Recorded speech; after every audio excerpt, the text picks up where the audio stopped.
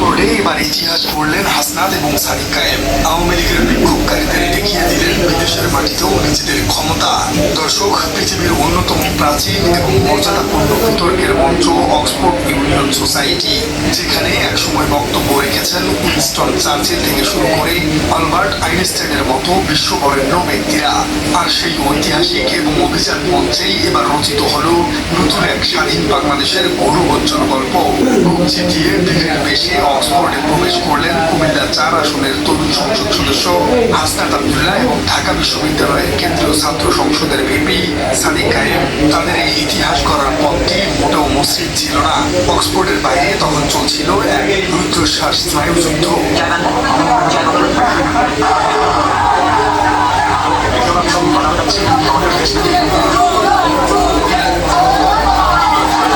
স্বৈরাচার আওয়ামী লীগের নেতাকর্মীরা যখন এই অনুষ্ঠান বন্ধ করার জন্য পুরোপুরি মরিয়া হয়ে উঠেছিল, তখন তাদের সামনে পাহাড়ের মতো ঢাল হয়ে দাঁড়িয়েছিল জামায়াতে ইসলামী, ইসলামী ছাত্র শিবির এবং এনসিপির শত শত অকুতোভয় নেতাকর্মী।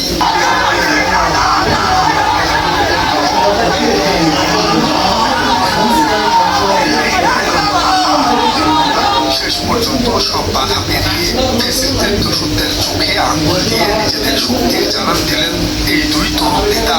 ফেরার পথে বিক্ষোভকারীদের উদ্দেশ্যে হাসনাত আব্দুল্লাহর সেই দুঃসাহসিক মিডল ফিঙ্গার বা মধ্যমা প্রদর্শনের দৃশ্যটি যেন প্রমাণ করে দিল ফেসিবাদের ভয়ের রাজত্ব এখন চিরতরে শেষ। কিন্তু দর্শক, কি ঘটেছিল যুক্তরাজ্যের সেই ঐতিহাসিক সন্ধ্যায়? কেন অক্সফোর্ডের মতো একটি একাডেমিক মঞ্চ পরিণত হয়েছিল রাজনৈতিক শক্তির মহড়ায়? চলুন দর্শক, রোমহর্ষক সেই ঘটনা প্রবাহ, আন্তর্জাতিক রাজনীতির হিসেব নিকেশ এবং সুদূর প্রসারী প্রভাবগুলো একদম সহজ ভাষায় বিশ্লেষণ করে দেখা যাক। গত 14 জুন 2026 রবিবার সন্ধ্যায় যুক্তরাজ্যের অক্সফোর্ড ইউনিয়ন সোসাইটিতে একটি বিশেষ প্যানেল আলোচনার আয়োজন করা হয়, যার বিষয়বস্তু ছিল দ্য স্টুডেন্ট লিড আপস্প্রিং and the future of post revolutionary Bangladesh, অর্থাৎ ছাত্র নেতৃত্বাধীন গণ অভ্যুত্থান এবং বিপ্লব পরবর্তী বাংলাদেশের ভবিষ্যৎ। জুলাইয়ের যে রক্তক্ষয়ী গণ অভ্যুত্থানের মাধ্যমে বাংলাদেশ 15 বছরের ফ্যাসিবাদের পতন ঘটেছে, সেই ইতিহাস আন্তর্জাতিক সম্প্রদায়ের সামনে তুলে ধরার জন্যই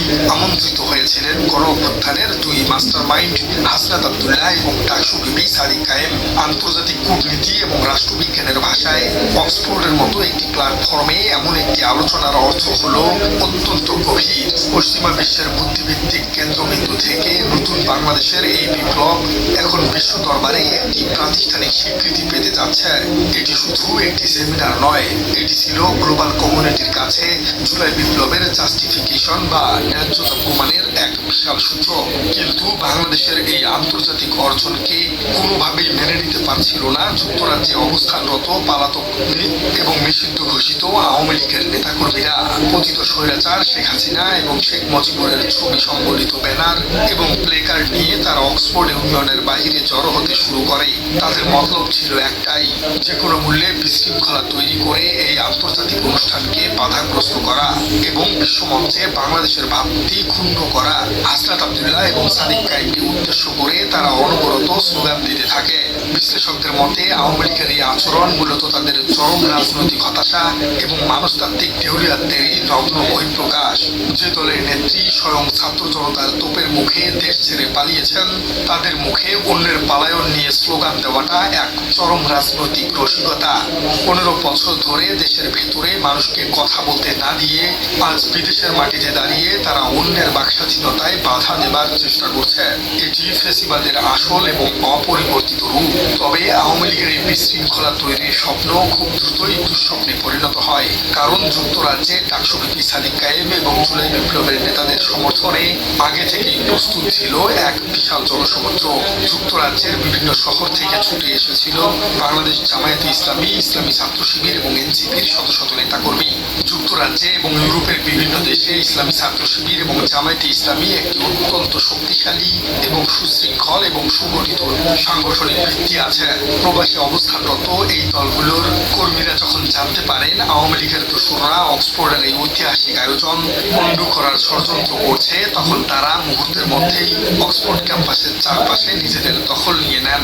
শত শত তরুণদের এই বিশাল এবং সুসংগঠিত উপস্থিতির সামনে আওয়ামী লীগের গুটি কয়েক বিক্ষোভকারী কার্যত খড়কুটোর মতো উড়ে যায়। ফ্যাসিস্টদের ধূসর ষড়যন্ত্র সম্পূর্ণভাবে রুখে দিয়ে তারা প্রমাণ করে দেয় যে বিপ্লবের চেতনাকে ধারণ করা তরুণরা দেশ বা বিদেশ যেখানে থাকুক না কেন ফ্যাসিবাদের বিরুদ্ধে তারা সবসময় ঐক্যবদ্ধ।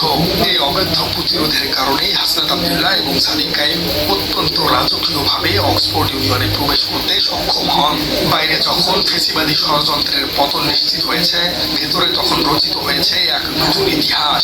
অক্সফোর্ড ইউনিয়নের মঞ্চে দাঁড়িয়ে হাসনাত আব্দুল্লাহ এবং সাদিক কায়েম অত্যন্ত সাবলীল এবং বলিষ্ঠ কণ্ঠে তুলে ধরেছেন জুলাই গণঅভ্যুত্থানের সেই রক্তঝরা দিনগুলোর কথা। কিভাবে কোনো রাজনৈতিক দলের ছত্রছায়া ছাড়াই সাধারণ ছাত্র জনতা রক্ত দিয়ে একটি সুসজ্জিত ফ্যাসিস্ট সরকারের পতন ঘটিয়েছে তার পুঙ্খানুপুঙ্খ বিবরণ দেন তারা। তাদের এই ভাষণ শুধু একটি রাজনৈতিক বক্তব্যই নয়, এটি ছিল নতুন বাংলাদেশের তারুণ্যের একটি শক্তিশালী ম্যানিফেস্টো।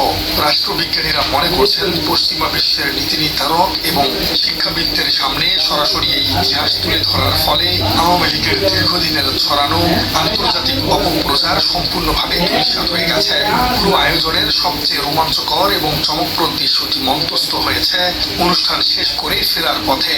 অত্যন্ত সফলভাবে অক্সফোর্ডের প্যানেল আলোচনা শেষ করে হাসনাত আব্দুল্লাহ এবং সাদিক কায়েম যখন মাইক্রোবাসে করে ফিরছিলেন, তখন রাস্তার দুই পাশে দাঁড়িয়ে থাকা হাজারো মানুষের সামনে এক অভাবনীয় দৃশ্যের অবতারণা হয়। মাইক্রোবাসের দরজা খোলা অবস্থায় হাসনাত আব্দুল্লাহ দাঁড়িয়ে যান এবং বিক্ষোভকারীদের চেষ্টা করা আওয়ামী লীগের অবশিষ্ট দোসরদের উদ্দেশ্য করে অত্যন্ত সাহসিকতার সাথে মিডিল ফিঙ্গার বা মধ্যমা প্রদর্শন করেন। অনেকের কাছে এটি একটি সাধারণ বিতর্কিত অঙ্গভঙ্গি মনে হলেও এর পেছনে রাজনৈতিক এবং মানুষতান্ত্রিক ভাষা অত্যন্ত গভীর। আধুনিক পলিটিক্যাল সাইকোলজিতে এ ধরনের অঙ্গভঙ্গিকে সিম্বল অফ আলটিমেট ডিফারেন্স বা চরম অবজ্ঞার প্রতীক হিসেবে দেখা হয়। হাসনাত আব্দুল্লাহর এই অঙ্গভঙ্গি মূলত প্রমাণ করে যে স্বৈরাচারের চোখ রাঙানিকে তরুণ প্রজন্ম আর বিন্দুমাত্র পরোয়ানা করে না। 15 বছর ধরে যে আওয়ামী লীগ মানুষের ভয় দেখিয়ে রাজত্ব করেছে, আজ বিদেশের মাটিতে তাদের সেই ভীতি প্রদর্শনের অপচেষ্টাকে আক্ষরিক অর্থেই অবজ্ঞা ছুড়ে দেওয়া হলো। এটি ছিল পতিত ফ্যাসিস্টদের মানুষতান্ত্রিক কফিনে শেষ প্লেট ঠুকে দেওয়ার মতো একটি ঘটনা। দর্শক, অক্সফোর্ডের এই ঘটনা প্রবাহ বাংলাদেশের রাজনীতির কয়েকটি অত্যন্ত গুরুত্বপূর্ণ সমীকরণকে সামনে নিয়ে এসেছে। এক সময় যুক্তরাজ্য এবং ইউরোপের বিভিন্ন দেশে আওয়ামী লীগের একচ্ছত্র আধিপত্য ছিল। তারা চাইলেই যে কোনো বিরোধী দলের সভা সমাবেশ পণ্ড করে দিতে পারত। কিন্তু অক্সফোর্ডের মাঠে জামাত শিবির এবং এনসিপির এই বিশাল সুনাম প্রমাণ করেছে যে বিদেশের মাটিতেও আওয়ামী লীগের সেই পেশি শক্তি আজ পুরোপুরি বিলুপ্ত। প্রবাসী বাংলাদেশিরা এখন ফ্যাসিবাদের বিরুদ্ধে সম্পূর্ণ ঐক্যবদ্ধ এবং সোচ্চার। দ্বিতীয় বিষয়টি হলো হাসনাত আব্দুল্লাহ এবং সাদিক কায়েমকে নিরাপত্তা দিতে যেভাবে জামায়াতে ইসলামী এবং অন্যান্য দলগুলো স্বতঃস্ফূর্তভাবে এগিয়ে এসেছে, তা বাংলাদেশের আগামী দিনের রাজনীতির জন্য একটি অত্যন্ত ইতিবাচক বার্তা বহন করছে। রাজনৈতিক মতাদর্শের কারণে ভিন্নতা থাকলেও দেশের স্বার্থে ফ্যাসিবাদের বিরুদ্ধে সবাই যে এক বিন্দুতে মিলিত হতে পারে, অক্সফোর্ডের এই প্রতিরোধ তার একটি জ্বলন্ত প্রমাণ। দর্শক, বাংলাদেশের রাজনীতিতে দীর্ঘদিন ধরে যে স্থবিরতা ছিল, 24-এর তরুণ প্রজন্ম সেটি ভেঙে দিয়েছে। তারা শুধু দেশের ভেতরেই নয়, আন্তর্জাতিক পরিমণ্ডলেও নিজেদের মেধা, সাহস এবং যোগ্যতার প্রমাণ রাখছে। অক্সফোর্ড ইউনিয়নের মতো জায়গায় সাবলীলভাবে বিপ্লবের গল্প তুলে ধরা প্রমাণ করেছে বাংলাদেশের আগামী দিনের নেতৃত্ব অনেক বেশি আন্তর্জাতিক মানের, সাহসী এবং সুদূর প্রসারী। প্রিয় দর্শক, আপনার কি মনে হয় অক্সফোর্ড ইউনিয়নে সাদিক কায়েম এবং হাসনাত আব্দুল্লাহর বক্তব্য দিতে যাওয়া এবং সেখানে পতিত স্বৈরাচার আওয়ামী লীগের বাধা দেবার চেষ্টা, এই বিষয়টিকে আপনি কিভাবে দেখছেন? সাদিক কায়েমরা কি আসলেই পারছে অক্সফোর্ডে ইতিহাস গড়তে? কমেন্টে জানিয়ে দিন আপনার সুচিন্তিত মতামত। আর আমাদের চ্যানেলে নতুন হয়ে থাকে